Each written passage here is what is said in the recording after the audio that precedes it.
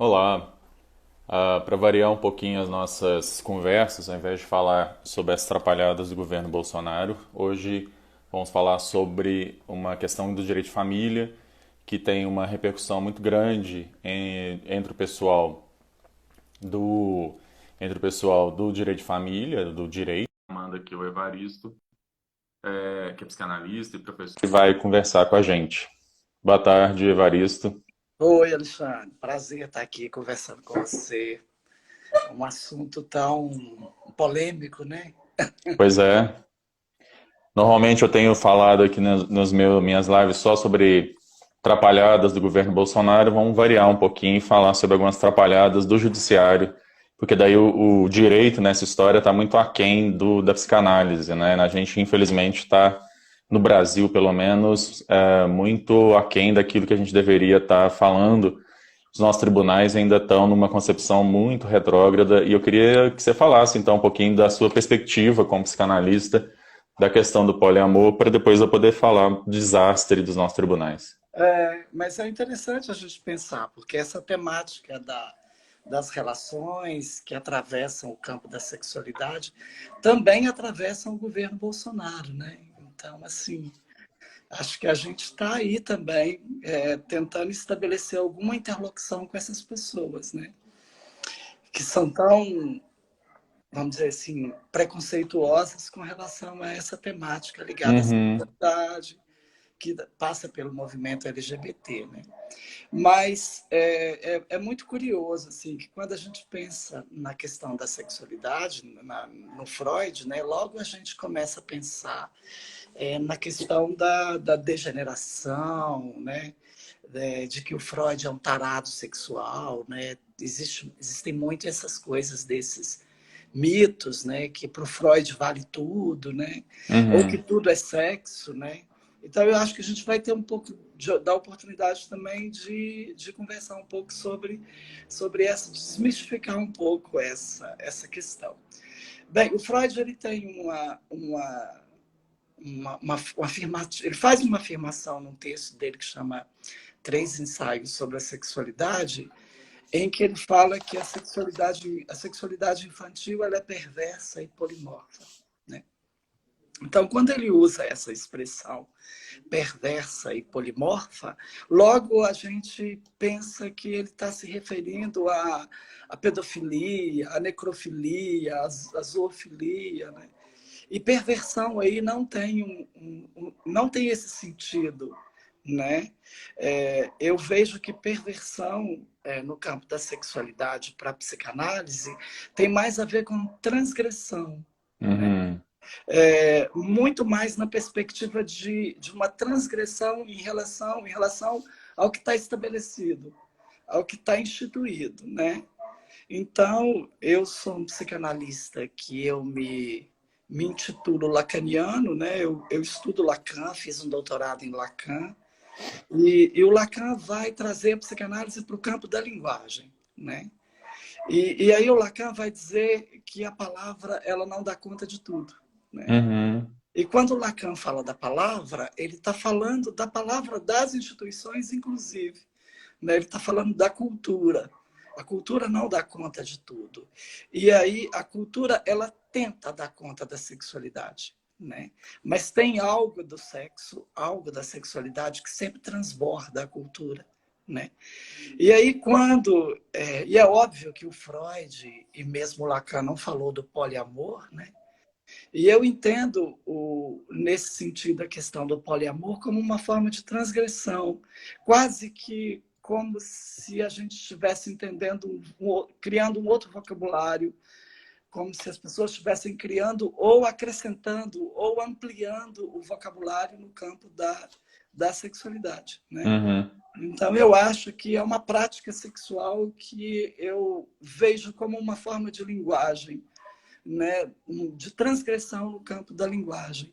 E aí, nesse sentido, eu não vejo nenhum problema na questão do poliamor, e da mesma forma eu não vejo nenhum problema em uma série de manifestações no campo da sexualidade que a gente vem tendo, né, no início aí desse século, né, e que às vezes as pessoas insistem em dizer que existe um vocabulário já pré-estabelecido para a sexualidade, né?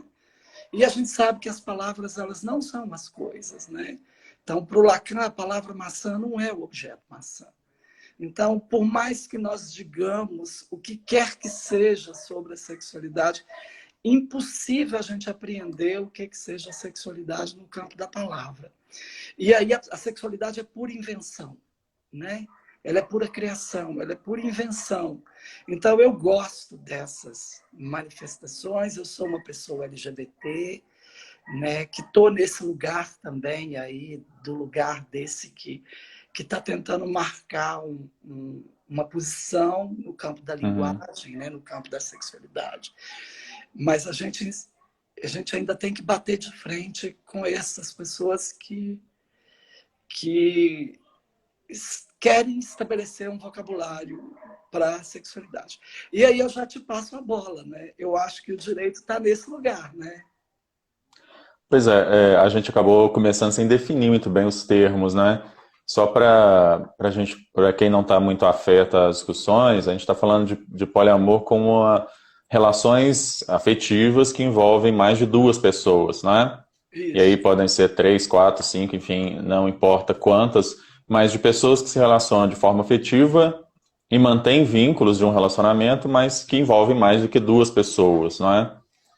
A gente é diferente, por exemplo, de alguns outros institutos que a gente tem no direito, que são as chamadas famílias paralelas, quando um cara, por exemplo, ele tem uma família formal, vamos dizer assim, que ele é casado, tem filhos, etc., e mantém uma outra família em outro lugar, uma amante, né? E dela tem, inclusive, às vezes, filhos, etc., e muitas vezes a esposa só vai saber da outra família depois que ele morre, né?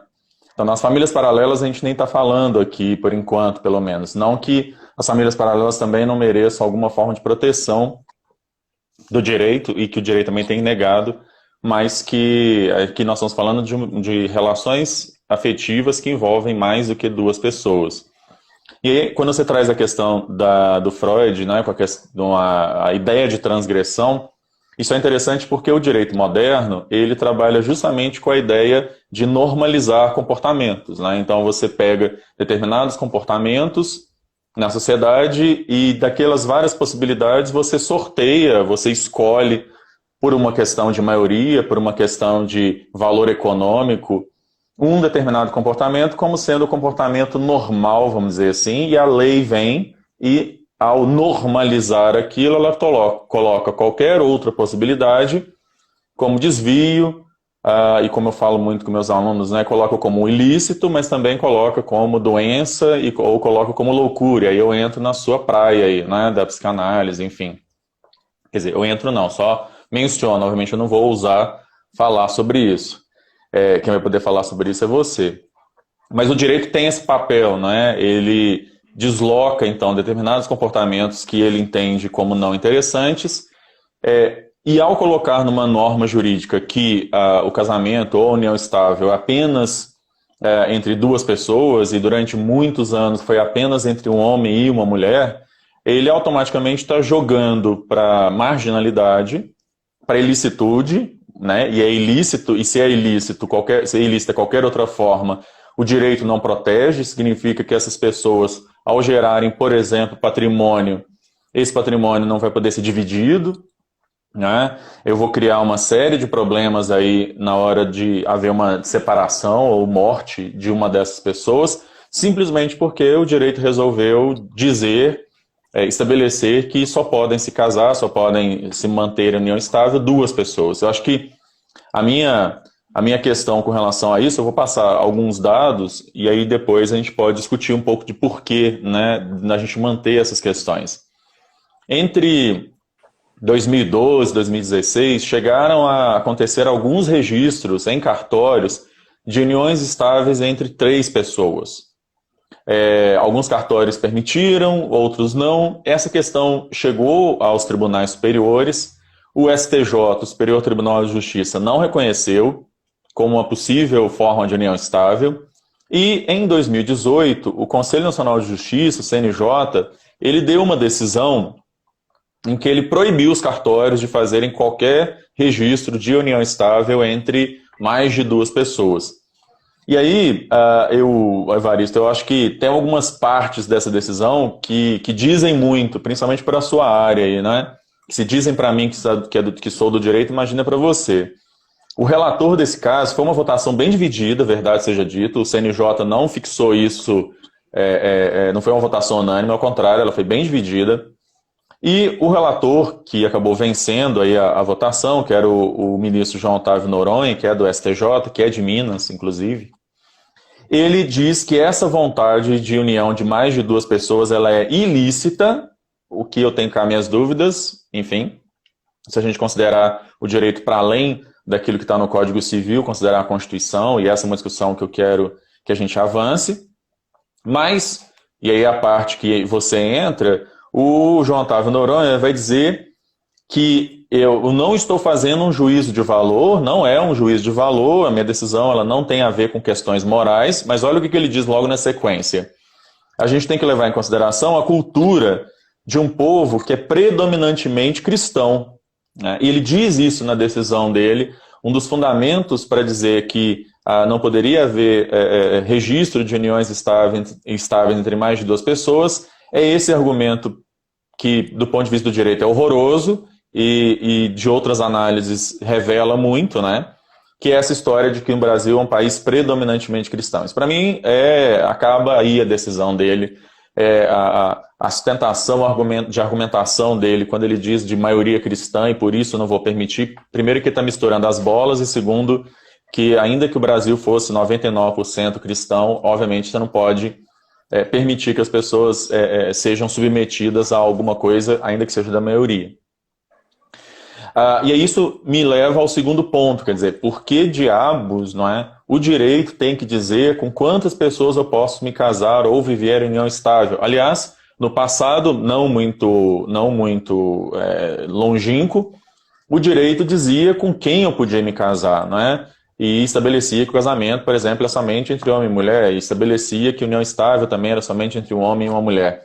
E aí a gente percebe que, de repente, o direito, então, de novo, ele pressupõe um determinado comportamento como sendo normal, atribui somente a ele direitos e obrigações, e qualquer outro comportamento que foge disso vai ser considerado ilícito, vai ser considerado concubinato, vai ser considerado um monte de coisas que até alguns anos antes da Constituição de 88 ainda gerava efeitos até sobre os filhos, né? Filhos havidos de relações assim, de pessoas não casadas, por exemplo, tinham no registro de nascimento expressões como filhos concubinários, filhos espúrios e uma série de outras coisas que só a Constituição de 88 é que acabou com elas. Pois isso é um problema, né? É uma coisa, e principalmente quando envolve essa questão da religião, né? Aí é mais complicado ainda, porque a linguagem religiosa, ela trata, né, dessa questão da eternidade, né, de céu, de inferno. Então, aí a coisa complica muito mais, né? Fica muito mais complicado, né? Mas é isso que a gente estava conversando, né? A relação que as pessoas têm com determinadas palavras, né? A relação que as pessoas têm com determinados valores, com determinadas culturas, né? E é muito interessante que em nenhum momento essas pessoas elas tomam um certo distanciamento do fato, né? Uhum. Elas já tomam o fato e aí elas já pressupõem um julgamento a respeito desse fato e não há nenhum distanciamento. Porque se você pensar, por exemplo, na perspectiva que ele falou aí, né, que eu entendo, né, que pela sua fala a gente percebe assim, que ele quase que tem uma postura denegatória, né, que é aquela coisa do Freud, assim, que você diz que não, né, mas logo na frente você diz que sim, né? Uhum. Não é nenhum julgamento moral, mas Mas quando ele fala do cristianismo, ele está fazendo todo um julgamento moral.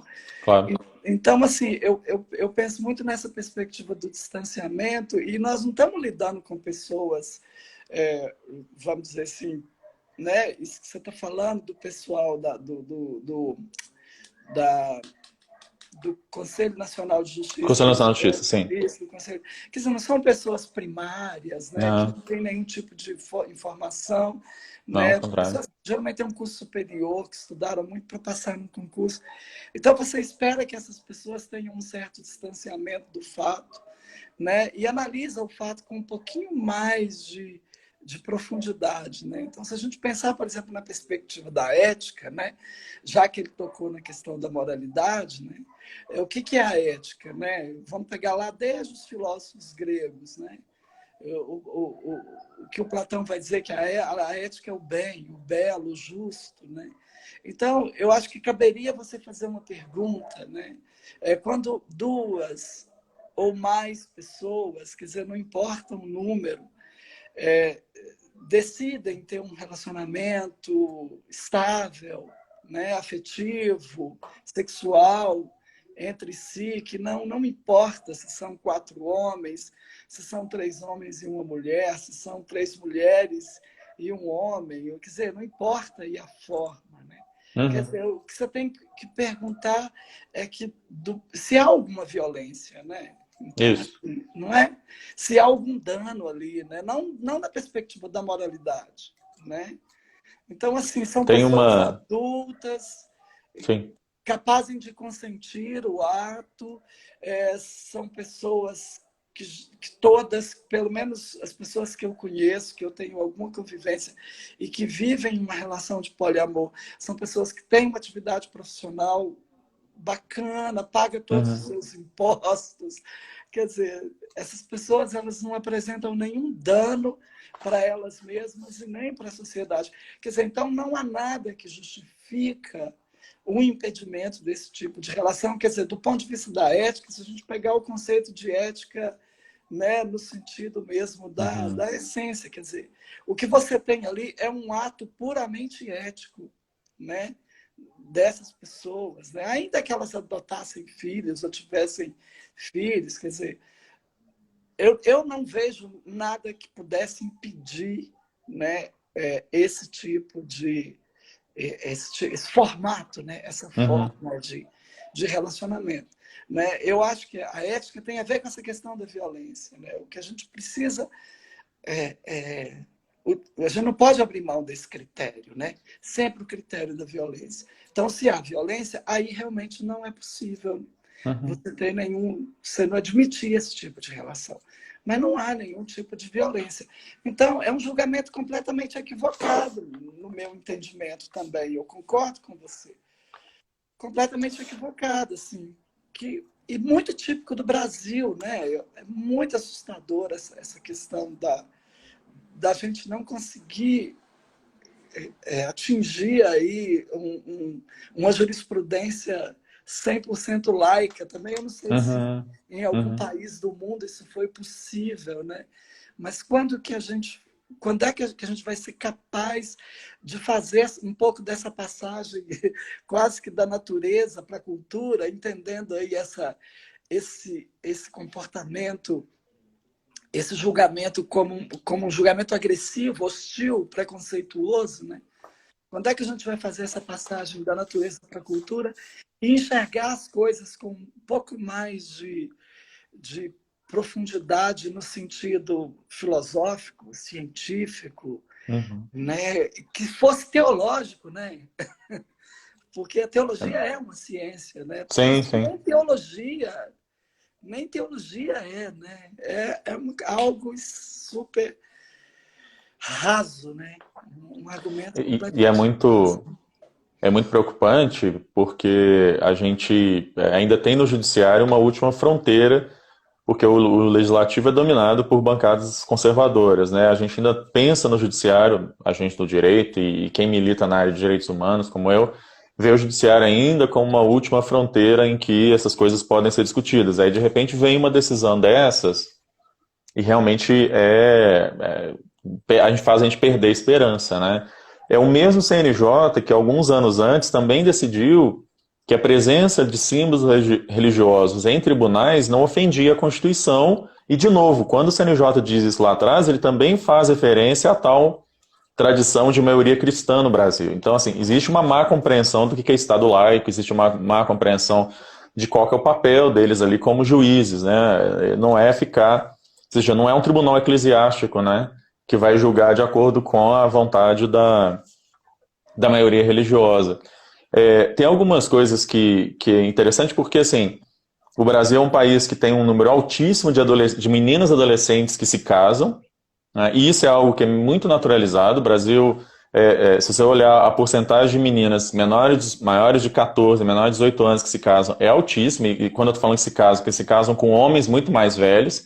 E esse tipo de coisa não é problematizado. Quando na verdade aí sim você pode ter Sim. um limite aí de violência e de pouca autonomia de uma pessoa que é menor de idade, enfim, e que muitas vezes se casa por questões econômicas, por sobrevivência, enfim, tá certo? E aí esse tipo de coisa não é problematizado. Agora, por que diabos o direito tem que dizer, de novo, né, com quantas pessoas eu posso estar junto?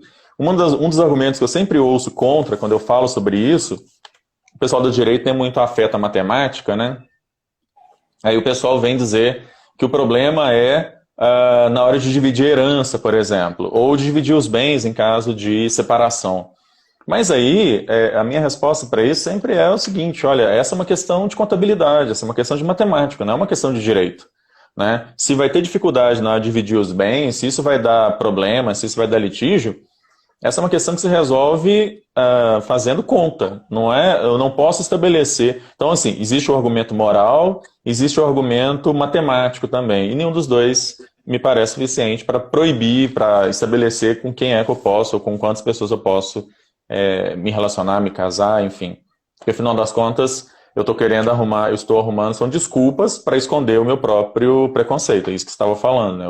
Eu não aceito, eu não concordo, eu acho que não é sério, e aí eu revisto isso de uma pseudo-objetividade e seriedade, trazendo coisas como isso vai trazer problema na hora de dividir os bens, alguma coisa do tipo. Então, para mim, eu sou muito, nesse ponto, bastante entusiasta de uma linha que existe dentro do direito civil, que se chama direito de família mínimo. E o direito de família mínima é justamente essa ideia do direito diminuir as amarras sobre, por exemplo, com relação ao casamento. Né? Sobre o casamento, o direito tem que dizer o mínimo. Ele tem que dizer, como você estava falando, são pessoas maiores e capazes, estão fazendo isso de maneira livre, desimpedida, ninguém está forçando elas, ninguém as está forçando, e elas são pessoas que estão, portanto, maiores e decidem de maneira livre, o direito tem que dar chancela para isso.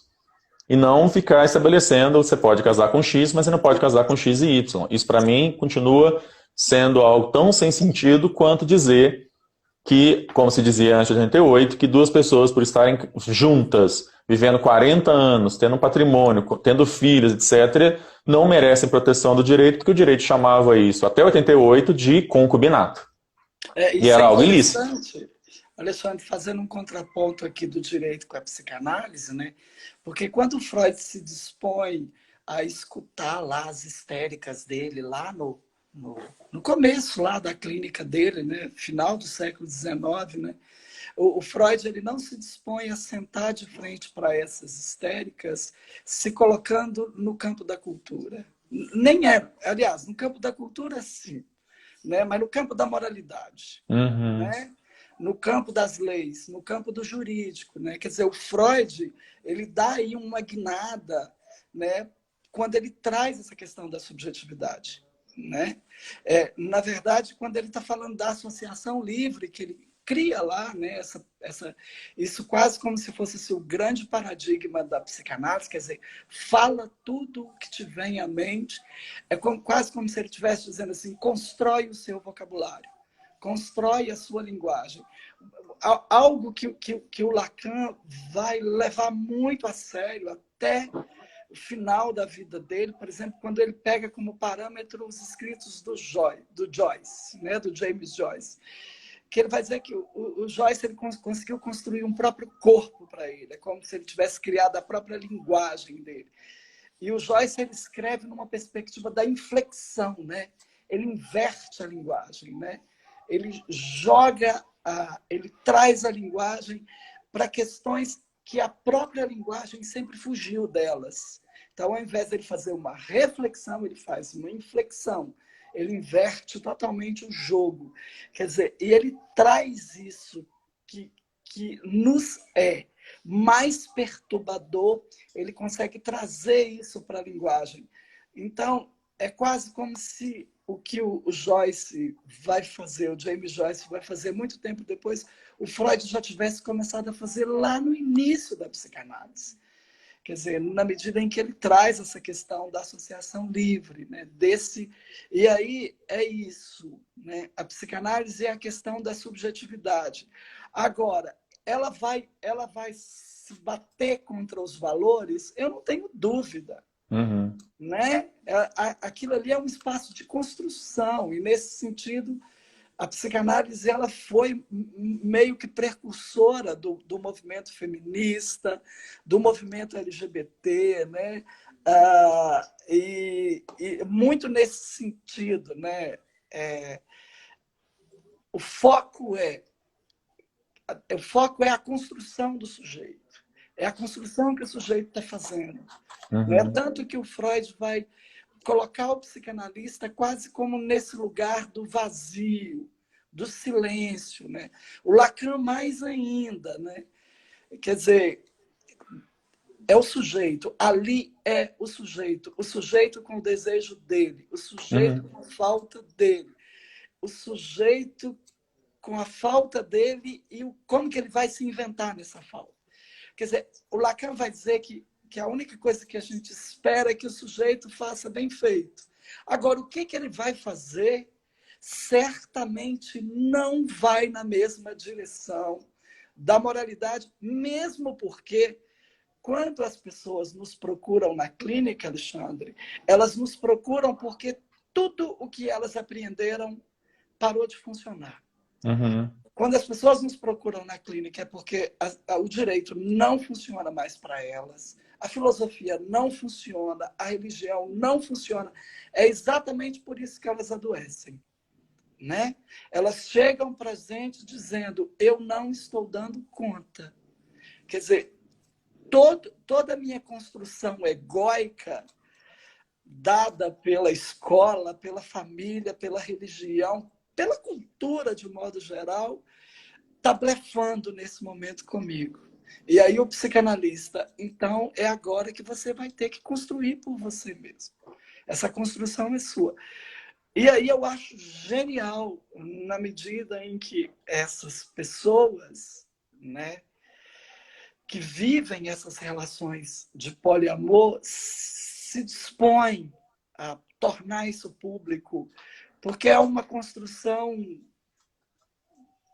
plenamente possível, né? Não há nenhum problema ali. Eu tenho certeza que se o Freud tivesse se deparado com isso lá no final do século XIX, ele teria dito, possivelmente se deparou, provavelmente, né? Não nos moldes do poliamor que a gente tem hoje. Porque, por exemplo, eu vim de Belo Horizonte, eu estou numa cidadezinha do interior, na casa da minha mãe, desde o começo da pandemia. É uma cidade no leste de Minas que chama Ipanema. Aqui tem 15 mil habitantes. E eu nasci aqui, vivi aqui até os 18 anos, depois eu fui para Belo Horizonte estudar. E aí, eu me lembro que eu morava aqui, e hoje, a Ipanema, apesar de ser uma cidade de 15 mil habitantes, mas a coisa se ampliou muito. Assim. Mas quando eu morava aqui, isso que você falou, a gente sabia, os maridos das famílias mais tradicionais de Ipanema tinham outras mulheres, e todo mundo sabia. Sim. Sabe? Sim. Era uma relação de poliamor velada, né? Velada. Quer dizer, o que o poliamor, o que essas pessoas que vivem essas relações de poliamor na contemporaneidade estão fazendo não é nada menos que assumir o que já vem sendo feito há muito tempo, pelo menos na minha experiência aqui de Ipanema. E vou te falar uma coisa, não eram homens, vamos colocar assim, do povo, né? Eram pessoas ditas da alta sociedade panemense e que casados, que iam à missa todos os domingos e que todo mundo sabia que tinha uma, duas ou mais mulheres na cidade que tinham filhos com ela Sim. e que bancavam. Então, assim, a gente não pode chamar isso de um poliamor, né? Um poliamor velado, vamos dizer assim, né? Meio que camuflado, né?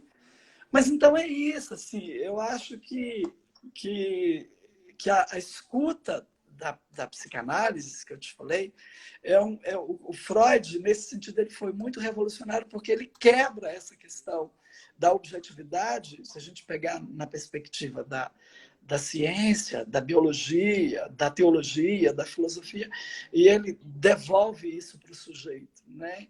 Mesmo porque nada do que o sujeito possuía, tudo que o sujeito possuía parou de funcionar para ele, né? E aí esse sujeito nos procura porque ele está com um grau de sofrimento mental, numa falta, né? Uhum. Castrado, né? Da cultura, e a gente não vai devolver a cultura para ele porque a gente sabe que a cultura não funciona, né?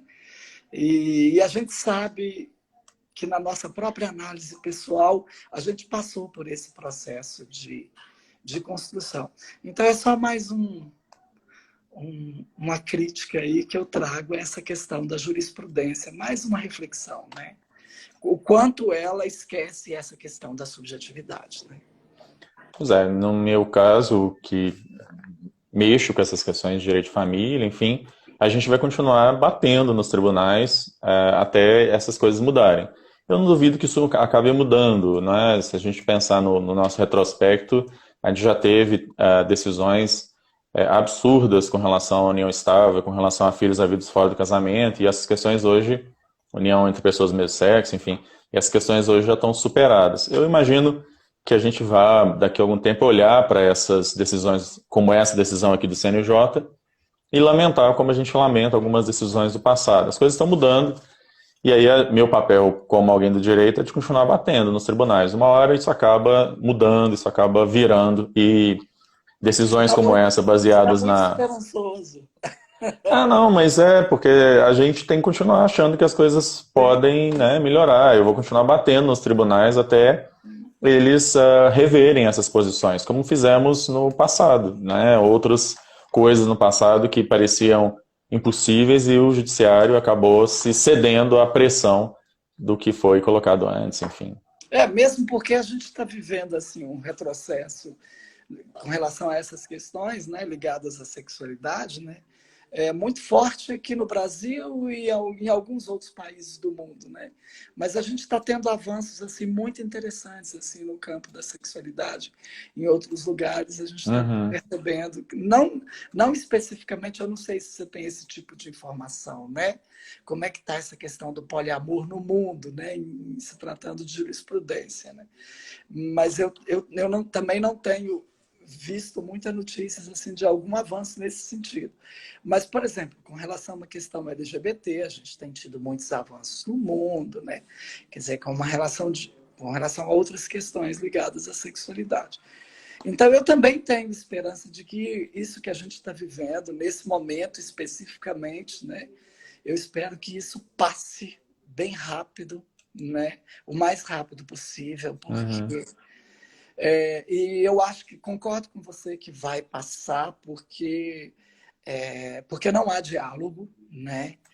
E aí, quanto mais essas pessoas radicalizam na perspectiva do conservadorismo, da extrema-direita, a gente também radicaliza na perspectiva contrária também, né? E eu acredito nisso e acho que a gente está ganhando forças, né? Agora a gente está aqui meio atônito, né? Com relação a tudo que está acontecendo, mas a gente está ganhando forças e num determinado momento a gente volta, porque eu acredito que tudo é dialético, sabe? Eu acredito que não. É isso que a gente está falando Uhum. aqui, né? Eu acredito que não dá para você. Não existe a menor possibilidade de nenhum poder acoplar tudo, né? Subjugar tudo. Eu não vejo essa possibilidade, né? Há um obsceno que ele inevitavelmente ele vai aparecer em algum momento. Isso eu estou falando assim para governos de esquerda e para Uhum. governos de direita. Então, eu prefiro pensar numa perspectiva marxista de um eterno antagonismo, entendeu? Eu acredito muito na coisa do contraditório, né? Do oposto, do contraditório. Então, eu acho que isso vai passar e a gente vai poder voltar com essas questões e trazer essas questões, por exemplo, inclusive porque agora elas estão meio que afastadas, né, do meio jurídico, né, que é um meio importantíssimo, né? Uhum. Importantíssimo essa questão da legislação, né, das leis, né? Porque a coisa dos costumes e da tradição, a gente demora muito tempo para modificar, mas se a gente der um passo do ponto de vista do legal, né, do jurídico, já é muito importante para a gente. Então, eu também acho que a gente está caminhando, sabe? Então, Caminhando. é isso então, Evaristo. A gente continua, a gente pode combinar uma outra conversa depois mais para frente, pegando outras questões que possam fazer essa ponte entre a psicanálise e o direito. Acho que a gente tem bastante coisa a aprender uns com os outros, né? Sim, sim, sim. Teve muita gente falando, teve muita gente conversando aqui, bastante coisa. Depois eu tento responder a todo mundo, inclusive a Silvia, que parece que é uma amiga que Em a gente tem em comum, comum, que estudou comigo e uma que te querida. conhece pelo visto. É, Muita gente deixou bastante, um monte de recados aqui para você, eu vou te mandar depois. pois é, eu acho que é interessante isso que a gente conversou aqui. Agora, eu acho que é importante pontuar, né? O poliamor, né, também não é a solução de todos os nossos Uhum. problemas. Né? O fato das pessoas optarem por esse tipo de relação ou por qualquer outro tipo de relação, é óbvio que é uma invenção, é uma criação, é uma escolha, é o que torna essas pessoas mais felizes, né, mais realizadas, mas essas pessoas continuam com as suas humanidades, né? Então, assim, ainda que elas optem por viver relações de poliamor, isso não significa que elas não vão continuar tendo questões. É Uhum. óbvio que elas teriam muito mais questões se elas não pudessem viver esse tipo de relação, né? Mas a gente tem que tomar um certo cuidado também de achar que, ou seja, eu assumi uma relação de poliamor, agora meus problemas estão todos Pois é, resolvidos. claro. Né? Eu me assumi gay, agora todos os meus problemas estão resolvidos. Não, é menos um problema. Exato. Né? Mas a gente continua com as questões que são constitutivas de todos os seres humanos. Tá? Eu te acompanho no Facebook, Alexandre, gosto muito das suas publicações lá, eu estou sempre te lendo. E por isso que eu te convidei para a gente fazer essa live. E eu espero que a gente faça outras. Né? Vamos sim. Sempre que você quiser, é só me chamar. Tá bom, Tá gente? ok. Obrigado a todo mundo que ficou aqui com a gente esse tempo, né, conversando sobre poliamor. Espero que vocês tenham gostado. Tá bom? Um Isso abraço. aí. Obrigado, pessoal, Valeu, e até a querido. próxima. Até a Tchau. próxima. Tchau.